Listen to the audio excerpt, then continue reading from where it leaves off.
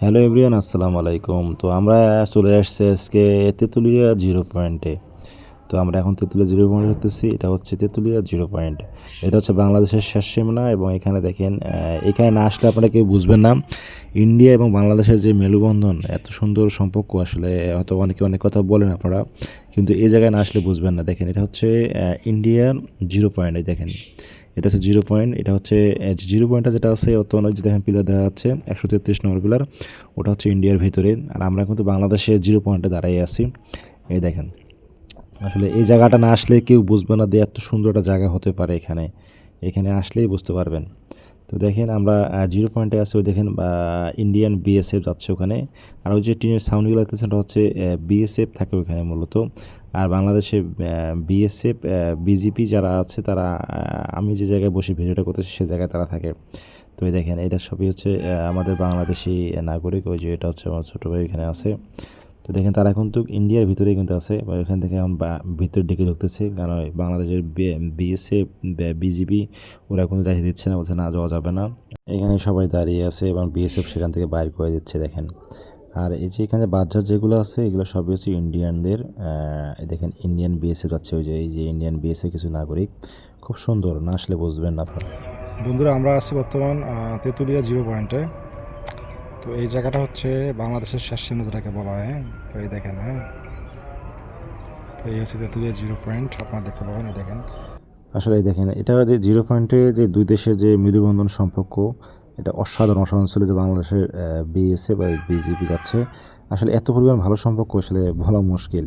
দেখেন, এখানে কিন্তু ভিডিও করতে সম্পূর্ণ নিষেধ। তারপরেও আমি গোপনভাবে ভিডিও করতেছি, ওরা জানাতে ছবি করতেছি আমি। এখানে যারা আসবেন তারাই জানেন যে এখানে ভিডিও করতে ওরা দেয় না মূলত। তারপরে আমি চুপি ছবি স্তরের স্টাইলে ভিডিওগুলো করতেছি। দেখেন, জিরো পয়েন্টের উপর দাঁড়িয়ে আছি এবং জিরো পয়েন্ট, এটা এটা একটা স্মৃতি। মনে হয় এখানে না আসলে বুঝবেন না আপনারা। কাজে যারা আসবেন অবশ্যই পঞ্চগড়তে তুলিয়ে চলে আসবেন জিরো পয়েন্টে। এটা হচ্ছে বাংলা বান্ধা, অসাধারণ একটা দৃশ্য।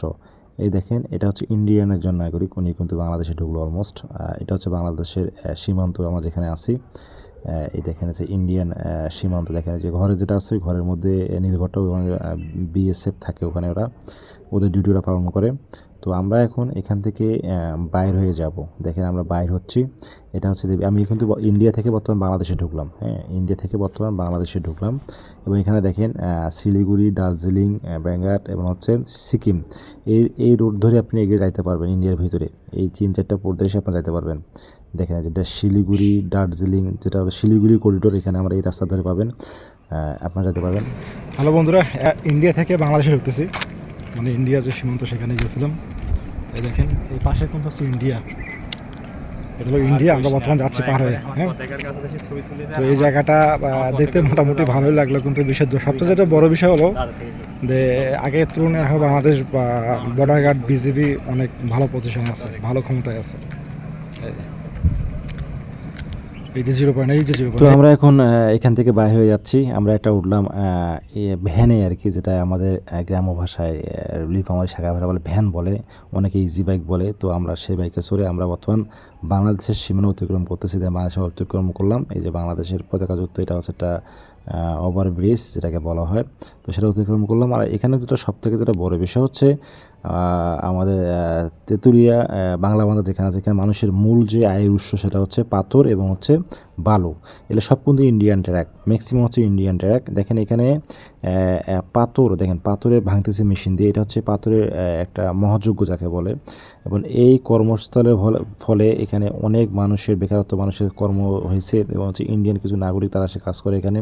এখানে বড় বড় মেশিন দিয়ে দেখেন দেখেন কীভাবে পাথরগুলোকে, বিশাল বিশাল আকৃতির পাথরগুলোকে ভেঙে গুঁড়ো গুঁড়ো করতেছে। আসলে দেখে আমি পুরোটাই অবাক হয়ে গেছি।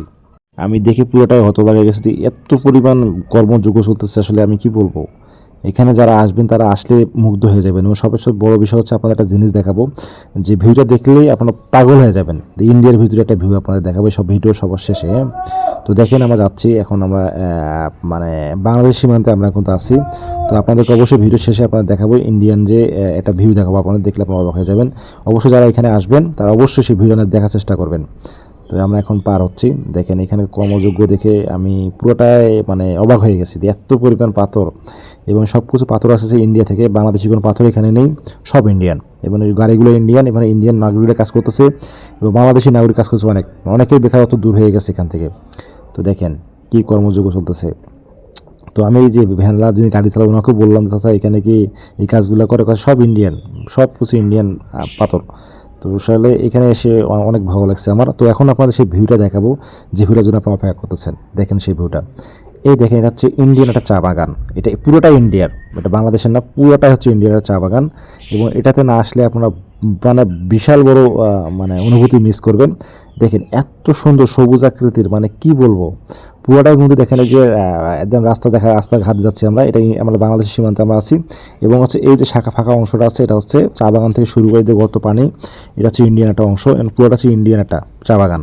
এবং এইখানে সবথেকে যেটা বড় বিষয় হচ্ছে এই চা বাগানটা দেখলে আপনি সত্যি একদম মুগ্ধ হয়ে যাবেন। যেহেতু আমরা গাড়ি থেকে ভিডিওটা করতেছি, আসলে অসাধারণ ছিল ভিউটা। দেখেন আপনি জানেন আপনারা কেমন দেখতে পাচ্ছি। অবশ্যই ভিডিও যদি ভালো লাগে ভিডিও সবাই শেয়ার করে দিন, পাঠিয়ে দেবেন। সবাইকে ধন্যবাদ।